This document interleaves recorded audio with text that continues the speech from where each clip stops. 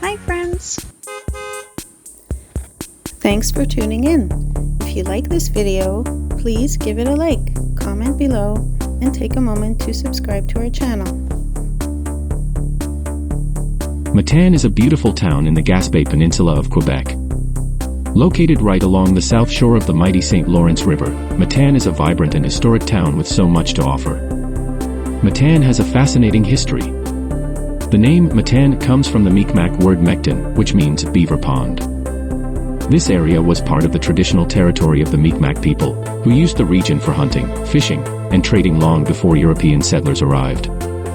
In the 17th century, Matane became one of the first places in the region where Europeans established a trading post. Over time, it grew into a fishing village and later a thriving community centered around the lumber industry. The St. Lawrence River has always been at the heart of life in Matane. The town is famous for its fishing, especially for Atlantic salmon.